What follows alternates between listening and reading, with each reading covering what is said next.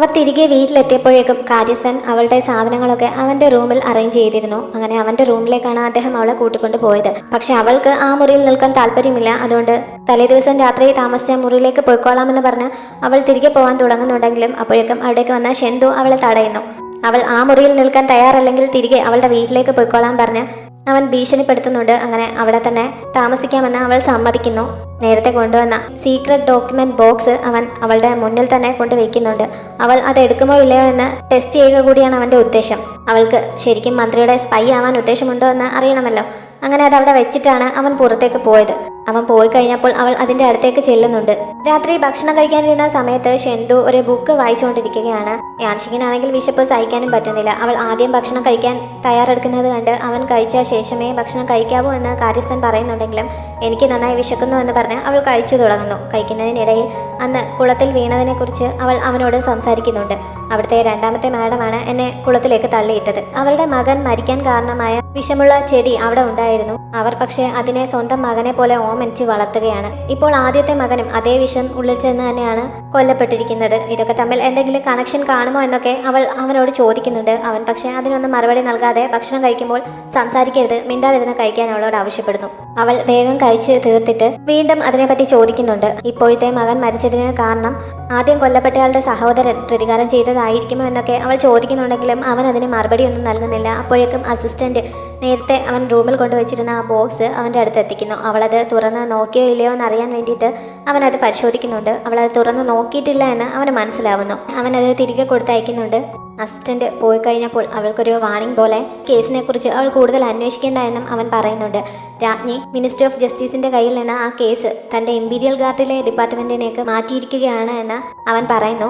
പാരമ്പര്യമായിട്ട് ആ കുടുംബമാണ് രാജ്ഞിക്ക് വേണ്ട ആയുധങ്ങളൊക്കെ ഡിസൈൻ ചെയ്ത് നൽകുന്നത്. യുവതലമുറയിലെ 2 പേർ ഇപ്പോൾ തന്നെ കൊല്ലപ്പെട്ടു കഴിഞ്ഞിരിക്കുന്നു. ഇനി ആകെ അവശേഷിക്കുന്നത് ഒരേ ഒരാളാണ്. ഈ കേസിന്റെ പേരിൽ അയാൾ തടവിലായി കഴിഞ്ഞാൽ രാജ്ഞിക്ക് അത് വലിയൊരു നഷ്ടം തന്നെ ആയിരിക്കും. അതുകൊണ്ടാണ് ഈ കേസ് ഒതുക്കി തീർക്കാൻ രാജ്ഞി ആഗ്രഹിക്കുന്നത് എന്നൊക്കെ അവൾ തന്നെ ഊഹിച്ച് പറയുന്നുണ്ട്. അവൾ മന്ത്രിയുടെ സ്പൈ ആണെന്നുള്ള വിവരം തനിക്ക് അറിയാമെന്നും എന്തായാലും ആ ബോക്സ് തുറന്നു നോക്കാതിരുന്നത് നന്നായി, അല്ലെങ്കിൽ നിന്റെ തല ഇപ്പോൾ ഇവിടെ കിടന്ന് ഉരുണ്ടേനെ എന്നും കൂടി അവൻ പറയുന്നുണ്ട്. ആ ബോക്സിനുള്ളിൽ പുതിയ ആയുധത്തിന്റെ ഡിസൈൻ ആണ് എന്ന് എനിക്കറിയാം. അതിനിപ്പോൾ അത് തുറന്നു നോക്കേണ്ട ആവശ്യമൊന്നുമില്ല. പിന്നെ ഞാൻ മന്ത്രിയുടെ ആളല്ല, അതുകൊണ്ട് എന്നെ അങ്ങനെ സംശയിക്കേണ്ട കാര്യമില്ല. ഈ കേസിൽ പ്രതിയാവുന്നത് ഇപ്പോൾ ജീവിച്ചിരിക്കുന്ന മകനാവാൻ യാതൊരു സാധ്യതയുമില്ല. മറ്റാരോ ആണ് ഈ കൊലപാതകത്തിന് പിന്നിൽ. അത് തെളിയിക്കാതെ ഈ കേസ് ഇങ്ങനെ വിടുന്നത് ശരിയല്ല എന്ന് അവൾ പറയുന്നുണ്ടെങ്കിലും നിന്നോട് ഇക്കാര്യത്തിൽ ഇടപെടണമെന്ന് പറഞ്ഞു കഴിഞ്ഞില്ലേ എന്ന് ചോദിച്ച് അവൻ ദേഷ്യപ്പെടുന്നു. എനിക്കങ്ങനെ നിർത്താൻ ഉദ്ദേശമില്ലെങ്കിലോ എന്ന് ചോദിച്ച് അവൾ തിരിച്ച് ദേഷ്യപ്പെട്ടപ്പോൾ അവൻ അവിടെ ഉണ്ടായിരുന്ന ചോപ്സ്റ്റിക്ക് അവളുടെ കഴുത്തിൻ്റെ അടുത്തുകൂടി തെറിപ്പിച്ച് അടുത്തുള്ള ഭിത്തിയിൽ തറപ്പിക്കുന്നു. അവളുടെ കഴുത്ത് ഒരു ശകലം മുറിയുന്നുമുണ്ട്. നിനക്ക് ജീവനോടെ ഇരിക്കണമെന്നുണ്ടെങ്കിൽ അടങ്ങിയിരിക്കുന്നതാണ് നല്ലത് എന്ന് അവൻ ശക്തമായ ഒരു വാണിംഗ് നൽകുന്നു. യാൻഷിങ് ശരിക്കും പേടിച്ചു പോകുന്നുണ്ടെങ്കിലും എഴുന്നേറ്റ് പോയി ഭിത്തിയിൽ തറച്ചിരുന്ന ചോപ്സ്റ്റിക്ക് എടുത്തുകൊണ്ട് വന്ന് അവൻ്റെ മുന്നിൽ വെച്ചിട്ട് എന്നോടൊരു ബെറ്റ് വയ്ക്കാൻ തയ്യാറാണോ എന്ന് ചോദിക്കുന്നു. ഞാൻ നിന്നെ കൊല്ലില്ലെന്ന് വിചാരിച്ചാണോ നീ ഇപ്പോഴും ഇങ്ങനെ അഹങ്കാരം കാണിക്കുന്നതെന്ന് അവൻ ചോദിച്ചപ്പോൾ എന്നോട് തോൽക്കുമെന്ന് പേടിച്ചിട്ടാണോ ബെറ്റ് വയ്ക്കാൻ തയ്യാറാവാത്തത് എന്നൊക്കെ ചോദിച്ച് അവൾ അവനെ വാശി കയറ്റുന്നു. അങ്ങനെ അവൻ ബെറ്റ് വയ്ക്കാൻ സമ്മതിക്കുന്നു. എന്താണ് ബെറ്റ് എന്ന് ചോദിക്കുന്നുണ്ട്. ഈ കേസ് അന്വേഷിക്കാൻ സമ്മതിക്കണം. നീ പറയുന്നത് പോലെ 3ാമത്തെ മകൻ തന്നെയാണ് പ്രതിയെങ്കിൽ ഞാൻ തോൽക്കും. അങ്ങനെ സംഭവിച്ചാൽ ഞാൻ തന്നെ ഡിവോഴ്സ് വാങ്ങി ഇവിടെ നിന്ന് പോയിക്കോളാം. നിനക്ക് വേണമെങ്കിൽ എന്നെ കൊല്ലുകയും ചെയ്യാം. പക്ഷെ അങ്ങനെയല്ല, മറ്റാരെങ്കിലുമാണ് പ്രതികൾ എന്ന് എനിക്ക് തെളിയിക്കാൻ കഴിഞ്ഞാൽ അടുത്ത 3 മാസം കഴിയുമ്പോൾ ഈ വിവാഹം നീയായിട്ട് ക്യാൻസൽ ചെയ്യണം. നമ്മൾ 2 വഴിക്ക് പിരിയും. അതിന് സമ്മതമാണോ എന്ന് അവൾ ചോദിക്കുന്നു. ആ ബെറ്റിന് സമ്മതമാണ് എന്ന് അറിയിച്ചിട്ട് അവൻ അവിടെ നിന്ന് പോകുന്നു. 3 മാസം എങ്ങനെയെങ്കിലും അവിടെ പിടിച്ചു നിൽക്കണം. അതിനുള്ളിൽ ഫീമെയിൽ ഒഫീഷ്യൽസിന് വേണ്ടിയിട്ടുള്ള ടെസ്റ്റ് നടക്കും. അത് പാസ്സായി കഴിഞ്ഞാൽ വേറെ ഏതെങ്കിലും സ്ഥലത്തേക്ക് ട്രാൻസ്ഫർ വാങ്ങി പോകാൻ പറ്റും എന്നൊക്കെ അവൾ ചിന്തിക്കുന്നുണ്ട്. ഇന്നത്തെ സംഭവത്തിൽ അവൾ ശരിക്കും പേടിച്ചു പോയിരുന്നു. അതേ പേടിയോടെ തന്നെയാണ് അവൾ ബെഡ്റൂമിലേക്ക് ചെന്നതും. അവിടെ കിടക്കാതെ സൈഡ് റൂമിലേക്ക് പോകാൻ പറ്റുമോ എന്ന് അവൾ ഒരിക്കൽ കൂടി ശ്രമിച്ചു നോക്കുന്നുണ്ട്. പക്ഷെ അവൻ്റെ ഭീഷണി കാരണം വെറുതെ തടി കേടാക്കണ്ട എന്ന് കരുതി അവിടെ തന്നെ കിടക്കാൻ അവൾ തീരുമാനിക്കുന്നു. അങ്ങനെ കട്ടിലിനടുത്തേക്ക് ചെല്ലുന്നുണ്ട്. 2 പേർക്കും കൂടി കിടക്കാൻ ഇപ്പോൾ ആ മുറിയിൽ ഒരു കട്ടിലേ ഉള്ളൂ. അവൾ അതിൽ കിടക്കില്ല എന്നാണ് അവൻ വിചാരിച്ചിരുന്നത്. എന്നാൽ അവനായിട്ട് അവളെ പിന്തിരിപ്പിക്കാനും പറ്റില്ല. അതുകൊണ്ട് തൽക്കാലം അഡ്ജസ്റ്റ് ചെയ്ത് ഇവിടെ തന്നെ കിടന്നേ പറ്റൂ എന്ന് അവൻ പറയുന്നു. അവൻ ഇങ്ങനെയൊക്കെ പറയുന്നുണ്ടെങ്കിലും താൻ ചെന്ന് കിടക്കുമ്പോൾ അവൻ എഴുന്നേറ്റ് പോകുമായിരിക്കും എന്നുള്ള പ്രതീക്ഷയിൽ അവൾ ഒട്ടും വിട്ടുകൊടുക്കാൻ തയ്യാറാവാതെ എങ്കിൽ പിന്നെ ഞാൻ ഇവിടെ തന്നെ കിടന്നോളാം എന്ന് പറഞ്ഞ് ബെഡിലേക്ക് കയറി കിടക്കുന്നു. അവൻ പെട്ടെന്ന് ചാടി എഴുന്നേറ്റിട്ട് നീ പുറത്തൊക്കെ ഇട്ടുകൊണ്ട് പോയ ആ ഡ്രസ്സ് തന്നെ ധരിച്ചുകൊണ്ടാണോ എൻ്റെ കട്ടിലേക്ക് കയറി കിടക്കാൻ തുടങ്ങുന്നത്? എനിക്ക് ഇങ്ങനെയുള്ള ശീലങ്ങളൊന്നും ഇഷ്ടമല്ല. വേഗം പോയി ഡ്രസ്സ് ചേഞ്ച് ചെയ്ത് വരാൻ പറയുന്നു. പക്ഷേ ഞാൻ വീട്ടിലും ഇങ്ങനെ തന്നെയാണ് ശീലിച്ചിട്ടുള്ളത്. ഇപ്പോൾ ഇഷ്ടമല്ലെങ്കിലും നിനക്ക് പതുക്കെ ഇതൊക്കെ ശീലമായിക്കോളുമെന്ന് പറഞ്ഞ് അവൾ അവിടെ തന്നെ കിടക്കുന്നുണ്ട്. ചെന്തുവിന് നല്ല ദേഷ്യം വരുന്നുണ്ടെങ്കിലും അവളുടെ മുന്നിൽ തോറ്റു കൊടുക്കാൻ തയ്യാറാവാത്തത് കൊണ്ട് എനിക്ക് ഇതൊരു പ്രശ്നമേ അല്ല എന്ന് പറഞ്ഞ് അവനും കൂടെ കയറി കിടക്കുന്നു. അവൻ അങ്ങനെ വന്ന് കിടക്കുന്ന അവൾ പ്രതീക്ഷിച്ചതല്ല. അതുകൊണ്ട് അവൾ ചെറുതായി ടെൻഷൻ ആവുന്നുണ്ട്. അപ്പോഴാണ് അവൻ അവളുടെ ഭാഗത്തേക്ക് തിരിഞ്ഞു കിടന്നത്. അതും കൂടി ആയപ്പോൾ എൻ്റെ മുടിയിലാണ് നീ കിടക്കുന്നത് എന്ന് പറഞ്ഞ് അവൾ പതുക്കെ എഴുന്നേൽക്കുന്നു. അവൾ കിടന്നിരുന്ന ഭാഗത്ത് ഷീറ്റ് ചെറുതായിട്ട് ചുളിവ് വന്നിരുന്നു. അവൻ ഉടനെ അതെല്ലാം തട്ടി നേരെയാക്കുന്നു. അവന് വൃത്തി കുറച്ച് കൂടുതലായിട്ടുള്ള കൂട്ടത്തിലാണെന്ന് അവൾക്ക് ഇതോടെ ഒന്നുകൂടി ബോധ്യമാകുന്നു. അതോടെ അവനെ ഇറിറ്റേറ്റ് ചെയ്യാൻ വേണ്ടി മാത്രം അവൾ എഴുന്നേറ്റ് പോയി അവിടെ ഇരിപ്പുണ്ടായിരുന്ന കുറച്ച് ഡ്രൈഡ് ഫ്രൂട്ട്സ് കഴിച്ചിട്ട് അതിൻ്റെ വേസ്റ്റ് കട്ടിലേക്ക് വലിച്ചെറിയാൻ തുടങ്ങുന്നു. അതും കൂടി ആയപ്പോൾ അവന് ദേഷ്യം സഹിക്കാൻ കഴിയുന്നില്ല. ഷീറ്റെല്ലാം മാറ്റി വിരിക്കാനായി അവൻ ഉടനെ തന്നെ കാര്യസ്ഥനെ ഉറക്കെ വിളിക്കുന്നുണ്ട്. അതോടെ എന്തായാലും അവിടുത്തെ കിടപ്പ് അവസാനിക്കുന്നു. ആ മുറിയിൽ തന്നെ ടേബിളായി ഉപയോഗിക്കുന്ന മറ്റൊരു സാധനമുണ്ട്. അവൾ ഷീറ്റൊക്കെ എടുത്തുകൊണ്ട് അവിടെ കിടക്കാൻ തയ്യാറെടുക്കുന്നു. അതിൻ്റെ പുറത്ത് വെച്ചെഴുതാനായി ഉപയോഗിക്കുന്ന സാധനം എടുത്ത് നിലത്ത് വെച്ചിട്ട് അവൾ അതിൻ്റെ മുകളിൽ കയറി ചവിട്ടി നിൽക്കുന്നുണ്ട്. ശെന്തുവിന് ഇതൊക്കെ കണ്ട് ദേഷ്യം തീരെ സഹിക്കാൻ പറ്റാതെ കടിച്ചമർത്തിയിരിക്കുകയാണ്. ആ മുറിക്കുള്ളിൽ ദീപാവലിക്ക് കത്തിക്കുന്നത് പോലെ നിറയെ വിളക്കുകൾ കത്തിച്ചു വെച്ചിട്ടുണ്ട്. ഉറങ്ങാൻ സമയമായതുകൊണ്ട് അതൊക്കെ അണച്ചോട്ടെ എന്ന് അവൾ ചോദിക്കുന്നുണ്ടെങ്കിലും അതൊന്നും അണയ്ക്കാൻ പറ്റില്ല. അങ്ങനെ തന്നെ കത്തിച്ചു വെച്ചുകൊണ്ട് ഉറങ്ങാൻ അവൻ പറയുന്നു. വേറെ വഴിയില്ലാത്തതുകൊണ്ട് അവൾ അവിടെ ഉണ്ടായിരുന്ന കർട്ടൻ അഴിച്ചിട്ട് ഒരു മറവ് വരുത്തിയിട്ട് ബെഡിൽ കയറി കിടക്കുന്നുണ്ട്. പക്ഷേ ചുറ്റും പകല് പോലെ നല്ല വെളിച്ചമായതിനാൽ തിരിഞ്ഞും മറിഞ്ഞും കിടന്നതല്ലാതെ അവൾക്ക് ഉറങ്ങാൻ സാധിക്കുന്നില്ല. കുറച്ച് സമയം കഴിഞ്ഞപ്പോൾ അവൻ ഉറങ്ങുന്നു. അത് കഴിഞ്ഞപ്പോൾ അവൾ എഴുന്നേറ്റിരുന്ന് മറ്റൊരു സിറ്റിയിലുള്ള അവളുടെ ചിച്ചി എന്ന ഒരു ഫ്രണ്ടിന് ഒരു കത്ത് എഴുതുന്നുണ്ട്. ഈ ഫ്രണ്ടിനെ അവൾ നേരിട്ട് കണ്ടിട്ടില്ല, കത്തിലൂടെയാണ് പരിചയം. അവൾ മിക്കവാറും സോൾവ് ചെയ്യുന്ന കേസുകളുടെ ഡീറ്റെയിൽസ് ഒക്കെ അവൾ ആ ഫ്രണ്ടുമായി ഷെയർ ചെയ്യാറുണ്ട്. അടുത്തിടെ അതേപോലെ തെളിയിച്ച ഒരു കേസിനെ പറ്റിയായിരുന്നു അവൾ അതിൽ എഴുതിയത്. പ്രേതത്തെ കണ്ട് പേടിച്ച് ഒരു സ്ത്രീ ആത്മഹത്യ ചെയ്തു എന്ന ഒരു കേസ് ഇതിനു മുമ്പ് അവൾ ഓഫീസിൽ വെച്ച് നോക്കുന്നതിനെ കുറിച്ച് പറഞ്ഞിരുന്നല്ലോ. സത്യത്തിൽ ആ സ്ത്രീയുടെ ഭർത്താവ് അവരെ കൊന്ന് അവിടെ കെട്ടിത്തൂക്കിയതായിരുന്നു. ആദ്യമൊന്നും കുറ്റം സമ്മതിക്കാൻ അയാൾ തയ്യാറാവുന്നില്ല. പക്ഷെ അവൾ വ്യക്തമായ തെളിവുകൾ നിരത്തി കഴിഞ്ഞപ്പോൾ താൻ തന്നെയാണ് അത് ചെയ്തത് എന്ന് അയാൾ സമ്മതിക്കുന്നുണ്ട്. അതിനെപ്പറ്റിയായിരുന്നു അവൾ കത്തിൽ എഴുതിയത്. അടുത്ത ദിവസം രാവിലെ ശെന്തു ഉണർന്നെഴുന്നേറ്റ് വന്നപ്പോഴാണ് അവളും എഴുന്നേറ്റത്. രാത്രി ഉറങ്ങാത്തതിന്റെ ക്ഷീണം അവളുടെ മുഖത്ത് നന്നായി ഉണ്ട്. അവൾ ഇത്ര വൈകി എഴുന്നേറ്റതിന് അവൻ അവളെ കുറ്റപ്പെടുത്തുന്നു. തലേ ദിവസം രാത്രി ഉറങ്ങാൻ പറ്റാതിരുന്നതിനെ കുറിച്ച് അവളും പറയുന്നുണ്ട്. തലേന്ന് രാത്രി മന്ത്രിയുടെ മകന്റെ മരണത്തെ ചൊല്ലിയാണല്ലോ അവർ രണ്ടുപേരും കൂടി വഴക്കുണ്ടായത്. ഇപ്പോൾ അതിനെപ്പറ്റി തന്നെയാണ് അവൻ ആദ്യം സംസാരിച്ചത്. മന്ത്രിയുടെ രണ്ടാമത്തെ മകനല്ല ഇപ്പോൾ കൊലപാതകം നടത്തിയിരിക്കുന്നതെന്ന് അവൾക്ക് എത്ര ശതമാനം ഉറപ്പുണ്ട് എന്ന് അവൻ ചോദിക്കുന്നു. 90% ഉറപ്പുണ്ട് എന്ന് അവൾ പറഞ്ഞപ്പോൾ എങ്കിൽ അന്വേഷണവുമായി മുന്നോട്ട് പോയിക്കോളാൻ അവൻ പെർമിഷൻ നൽകുന്നുണ്ട്. അത് കഴിഞ്ഞപ്പോഴാണ് രണ്ടുപേരെയും ബ്രേക്ക്ഫാസ്റ്റ് കഴിക്കാൻ വിളിച്ചുകൊണ്ട് കാര്യസ്ഥൻ അകത്തേക്ക് വന്നത്. രാത്രി ഭക്ഷണം കഴിക്കാൻ ഇരുന്നപ്പോഴുള്ള അനുഭവം അത്ര നല്ലതല്ലാത്തതുകൊണ്ട് എനിക്ക് ബ്രേക്ക്ഫാസ്റ്റ് വേണ്ട എന്ന് അവൾ പറയുന്നു.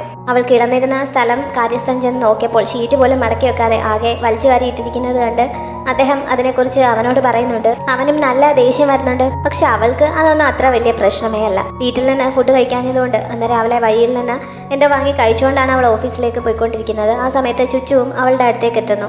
അവൾ ഇങ്ങനെ വഴിയിൽ നിന്ന് വാങ്ങി കഴിക്കുന്നത് കണ്ട് അവിടെ ആരും നിന്റെ ഭക്ഷണ കാര്യത്തിലൊന്നും ശ്രദ്ധിക്കാറില്ല എന്ന് ചുച്ചു ചോദിക്കുന്നുണ്ട്. അവിടെ ഇരുന്ന് കഴിച്ചാൽ എനിക്ക് മര്യാദയ്ക്ക് കഴിക്കാൻ പറ്റില്ല എന്ന് അവൾ പറയുന്നു.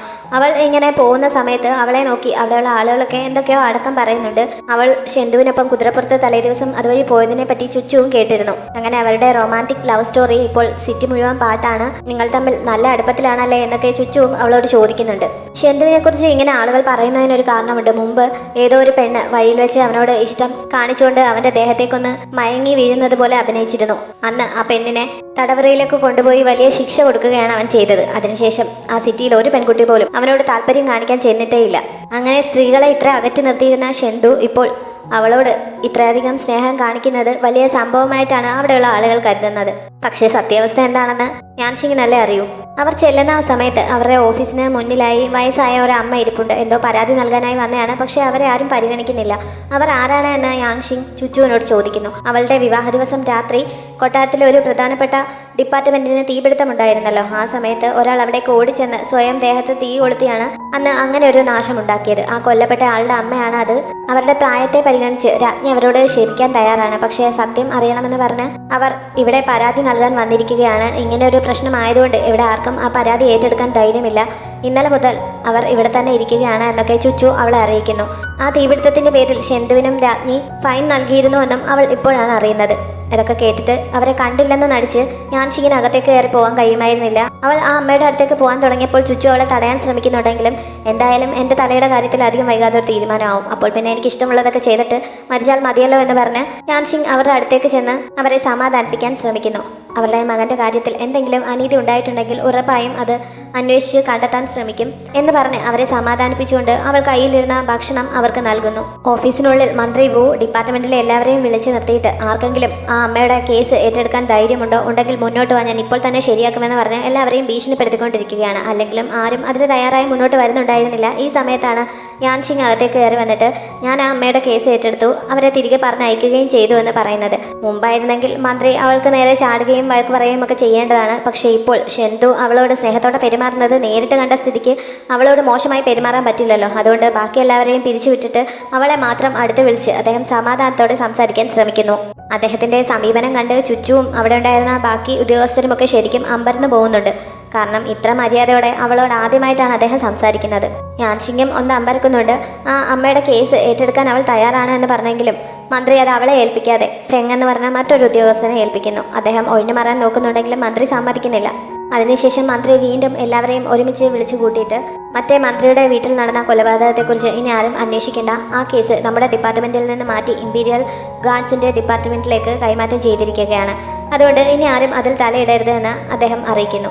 യാൻ ഷിങ് എന്തോ പറയാൻ തുടങ്ങുന്നുണ്ടെങ്കിലും അദ്ദേഹം അതിന് സമ്മതിക്കാതെ അവളോടും ചുച്ചുവിനോടും പോയി ഫയലെല്ലാം ഓർഗനൈസ് ചെയ്യാൻ പറയുന്നുണ്ട്. അവളെ അതിൽ നിന്ന് രക്ഷിച്ചുകൊണ്ട് പോകാനായി ഷെന്തു ഉച്ചയ്ക്ക് ലഞ്ച് കഴിക്കാൻ ചെല്ലണമെന്ന് അവളോട് പറഞ്ഞിട്ടില്ലേ എന്ന് ചുച്ചു ചോദിക്കുന്നുണ്ട്. അത് കേട്ടതോടെ മന്ത്രി അവളോട് പോയിക്കോളാൻ പറയുന്നു. അങ്ങനെ ചുച്ചുവും അവളും കൂടി അവിടെ നിന്ന് എസ്കേപ്പ് ആവുന്നു. രണ്ടുപേരും കൂടി മന്ത്രിയുടെ മകന്റെ കേസിനെ പറ്റി അന്വേഷിക്കാൻ തന്നെയാണ് പോയത്. അയാളുടെ ഒപ്പം മറ്റൊരു പെണ്ണിന്റെ ഡെഡ് ബോഡി കൂടി കണ്ടെടുത്തിരുന്നല്ലോ. അത് അവിടെയുള്ള ഒരു മ്യൂസിക് ഹാളിലെ മ്യൂസിഷ്യൻ ആയിരുന്നു. അവിടേക്കാണ് അവർ പോയത്. പക്ഷേ ആണുങ്ങളല്ലാതെ അന്ന് അകത്തേക്ക് ആരെയും കയറ്റി വിടരുതെന്നാണ് സ്ട്രിക്റ്റ് ഓർഡർ കിട്ടിയിരിക്കുന്നത്. അതുകൊണ്ട് അകത്തേക്ക് പോകാൻ പറ്റില്ല എന്ന് പറഞ്ഞ് കാവൽക്കാർ അവരെ തടയുന്നുണ്ട്. യാൻ ഷിങ് മിനിസ്റ്റർ ഓഫ് ജസ്റ്റിസിലെ ടോക്കണൊക്കെ എടുത്ത് കാണിക്കുന്നുണ്ടെങ്കിലും നിങ്ങളുടെ മെയിൽ ഓഫീസേഴ്സിനെ ആരെങ്കിലും കൊണ്ടുവരാൻ പറഞ്ഞ് അവർ പിന്നെയും എതിർക്കുകയാണ്. അവൾ അവിടുത്തെ വെറുമൊരു ക്ലർക്ക് മാത്രമാണെങ്കിലും ചുച്ചു 9th ലെവൽ റാങ്കിലുള്ള ഒരു ഓഫീസറാണ്. അതുകൊണ്ട് അവളെയെങ്കിലും അകത്ത് കയറാൻ സമ്മതിക്കണമെന്ന് അവർ പറയുന്നുണ്ടെങ്കിലും തന്റെ ജോലി നഷ്ടപ്പെടുമെന്ന് പറഞ്ഞ് കാവൽക്കാരൻ എതിർത്ത് നിൽക്കുന്നു. അവസാനം ചുച്ചു കയ്യിലുണ്ടായിരുന്ന ഒരു സ്വർണ്ണ നാണയം എടുത്ത് കാണിച്ചപ്പോൾ അയാൾ അതും വാങ്ങിക്കൊണ്ട് അവരെ അകത്തേക്ക് കയറ്റി വിടുന്നുണ്ട്. അതിന്റെ നടത്തിപ്പുകാരിയാണ് അവർ ചെന്ന് കണ്ടത്. മന്ത്രിയുടെ മകനുമായി ആ കൊല്ലപ്പെട്ട പെൺകുട്ടി പ്രണയത്തിലായിരുന്നു. അവർ ഒരുമിച്ച് സന്തോഷത്തോടെ ഒരു ജീവിതം നയിക്കുമെന്നായിരുന്നു ഞാൻ പ്രതീക്ഷിച്ചിരുന്നത്. ഇങ്ങനെ ഒരു ക്രൂരത ആരാണ് അവരോട് കാണിച്ചത് എന്നൊക്കെ അവർ കരഞ്ഞുകൊണ്ട് പറയുന്നു. യാൻ ഷിങ് ഓരോ വിവരങ്ങൾ ചോദിച്ചപ്പോൾ കഴിഞ്ഞ മാസം 17-ാം തീയതി ആ പെൺകുട്ടി അവിടെ നിന്ന് പോയതായിരുന്നു. മന്ത്രിയുടെ മകനൊപ്പം കുറച്ച് ദിവസങ്ങൾ ചിലവഴിച്ചിട്ട് മടങ്ങി വരുമെന്നായിരുന്നു കരുതിയിരുന്നത്. ഇന്നലെ ഉദ്യോഗസ്ഥർ ഇവിടെ വന്ന് പറഞ്ഞപ്പോഴാണ് അവൾ കൊല്ലപ്പെട്ട വിവരം അറിഞ്ഞത് എന്നൊക്കെയാണ് അവർ പറഞ്ഞത്. അത്രയൊക്കെ ചോദിച്ചറിഞ്ഞിട്ട് അവർ തിരികെ പോകുന്നു. അവർ എഴുന്നേറ്റ് പോയി കഴിഞ്ഞപ്പോൾ അതുവരെ കരഞ്ഞുകൊണ്ടിരുന്നവർ കരച്ചിലൊക്കെ നിർത്തി ഒരു വല്ലാത്ത രീതിയിൽ അവർ പോയിടത്തേക്ക് നോക്കുന്നുണ്ട്. അതുവരെ അവർ വെറും അഭിനയമായിരുന്നുവെന്ന് അതോടെ മനസ്സിലാവും. യാൻ ഷിങ്ങും ചുച്ചുവും കൂടി പുറത്തേക്ക് നടക്കുന്ന സമയത്ത് അവിടെ മദ്യപിച്ചുകൊണ്ടിരുന്ന കുറച്ചു പേർ കഴിഞ്ഞ ദിവസം തീപിടുത്തത്തിൽ കൊല്ലപ്പെട്ട ആളിനെ പറ്റി സംസാരിക്കുന്നത് യാൻ ഷിങ് ശ്രദ്ധിക്കുന്നു. ഷെൻബായി എന്ന ആളായിരുന്നു കൊല്ലപ്പെട്ടത്. അയാൾക്കൊപ്പം പഠിച്ചുകൊണ്ടിരുന്നവരാണ് ഇവരൊക്കെ. പഠിത്തത്തിൽ അവൻ വളരെ മിടുക്കനായിരുന്നു. പക്ഷേ ഇവരെല്ലാം അവനെ ഉപയോഗിക്കുക മാത്രമാണ് ചെയ്തുകൊണ്ടിരുന്നത്. അവൻ പരീക്ഷയിൽ ഒന്നാമതെത്തിയതിൽ ഇവർക്കാർക്കും സന്തോഷമില്ലായിരുന്നു എന്നൊക്കെ അവൾക്ക് അവരുടെ സംസാരത്തിൽ നിന്ന് മനസ്സിലാവുന്നു. അവർ മുന്നോട്ട് നടന്നപ്പോഴാണ് ഇമ്പീരിയൽ ഇൻസ്പെക്ടർ ഷൂവിനെയും കുറച്ച് ഉദ്യോഗസ്ഥരെയും അവിടെ വെച്ച് മീറ്റ് ചെയ്തത്. ആ ഹാളിൽ നിന്ന് മിസ്സിംഗ് ആയ ഒരു പെൺകുട്ടിയാണല്ലോ ഇപ്പോൾ കൊല്ലപ്പെട്ടിരിക്കുന്നത്. അതുകൊണ്ട് തന്നെ അതിന്റെ ഓണർ അവിടെ നിന്ന് കഴിഞ്ഞ കുറച്ച് ദിവസങ്ങൾക്കുള്ളിൽ മിസ്സിംഗ് ആയ വേറെ കുറെ പേരുടെ ഡീറ്റെയിൽസ് കൂടി നൽകിയിരുന്നു. അതിനെപ്പറ്റി അന്വേഷിക്കാനാണ് വന്നത് എന്ന് അദ്ദേഹം അവളെ അറിയിക്കുന്നു. 17 പെൺകുട്ടികളാണ് മൊത്തം മിസ്സിംഗ് ആയിരുന്നത്. പക്ഷെ അതിൽ 15 പേരെ കണ്ടു കിട്ടി കഴിഞ്ഞിരിക്കുന്നു. 2 പേരെ കുറിച്ച് മാത്രമാണ് ഇപ്പോഴും വിവരമൊന്നുമില്ലാത്തത് എന്നൊക്കെ അവൻ അവളെ അറിയിക്കുന്നുണ്ട്. അവൾ ചോദിച്ചതനുസരിച്ച് കേസിനെ കുറിച്ച് കൂടുതൽ വിശദമായ കാര്യങ്ങളും അവൻ പറയുന്നു. ഇതുവരെ കിട്ടിയ വിവരങ്ങളിൽ നിന്ന് ഈ മിസ്സിംഗ് ആയിട്ടുള്ള സ്ത്രീകളൊക്കെ പൈപ്പ എന്ന് പറയുന്ന ഒരു പ്രത്യേക മ്യൂസിക് ഉപകരണം വായിക്കാൻ അറിയുന്നവരാണ്. അവരുടെ ചിത്രങ്ങളും അവന്റെ കൈവശമുണ്ടായിരുന്നു. അത് പരിശോധിച്ചപ്പോൾ അവരുടെ എല്ലാം ഹെയർ സ്റ്റൈൽ ഏകദേശം ഒരേപോലെയാണ് എന്ന് യാൻ ഷിങ്ങിന് മനസ്സിലാവുന്നു. അത് മാത്രമല്ല അവരുടെ എല്ലാം മുഖവും തമ്മിൽ എന്തോ സാമ്യമുള്ളതുപോലെ അവൾക്ക് ഫീൽ ചെയ്യുന്നു. അങ്ങനെ അതിന്റെ ഡീറ്റെയിൽസ് ഒക്കെ അവൻ അവൾക്ക് കൈമാറുന്നുണ്ട്. അതിനുശേഷം അവർ 3 പേരും കൂടി അവിടെ നിന്ന് തിരികെ പോകുന്ന സമയത്ത് ഷെന്തു അവരുടെ അടുത്തേക്ക് എത്തുന്നുണ്ട്. അവൾ ഇൻസ്പെക്ടർ ഷൂവിനൊപ്പം നിൽക്കുന്നത് അവനെ അത്ര ഇഷ്ടപ്പെടുന്നില്ല. അവനെ കണ്ടതോടെ അദ്ദേഹം അവളോട് യാത്ര പറഞ്ഞ് പോവുകയും ചെയ്യുന്നു. അവൻ പോയിടത്തേക്ക് തന്നെ അവൾ നോക്കി നിൽക്കുന്നത് കണ്ട് നീ കേസിനെ കുറിച്ച് അന്വേഷിക്കാമെന്ന് പറഞ്ഞ് വീട്ടിൽ നിന്നിറങ്ങിയിട്ട് ഇങ്ങനെ സംസാരിച്ച് ചുറ്റി നടക്കുകയാണോ എന്ന് അവൻ ചോദിക്കുന്നു. കേസിനെ കുറിച്ച് അന്വേഷിച്ച് തന്നെയാണ് ഞാൻ ഇവിടേക്ക് എത്തിയത്. ഇമ്പീരിയൽ ഇൻസ്പെക്ടറേറ്റിലെ ഏറ്റവും മിടുക്കനായ ഇൻസ്പെക്ടർ ഷൂവിനൊപ്പമാണ് ഞാനിപ്പോൾ ഉണ്ടായിരുന്നത്.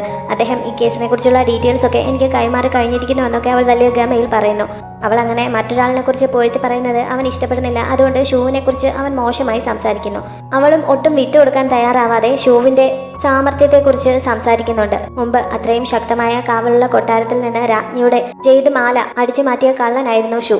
അന്ന് അവനെ പിടികൂടിയെങ്കിലും രാജ്ഞിക്ക് അവന്റെ ആ കഴിവും സാമർഥ്യവും ഒക്കെ ഇഷ്ടപ്പെട്ടതിനാൽ അവനോട് ക്ഷമിക്കുകയും അവനെ അവിടുത്തെ ഉദ്യോഗസ്ഥനാക്കുകയും ചെയ്യുകയായിരുന്നു. അതൊക്കെ അദ്ദേഹത്തിന്റെ കഴിവുകൊണ്ടാണ് എന്നൊക്കെ പറഞ്ഞ് അവൾ ഷൂവിനെ സപ്പോർട്ട് ചെയ്ത് സംസാരിച്ചപ്പോൾ അത്ര മിടുക്കനായിരുന്നെങ്കിൽ അവൻ പിടിക്കപ്പെടില്ലായിരുന്നു, പിടിക്കപ്പെട്ടത് അവന്റെ മിടുക്കിന്റെ കുറവുകൊണ്ട് തന്നെയാണ് എന്നൊക്കെ പറഞ്ഞു ഷെൻതുവും എതിർക്കുന്നു.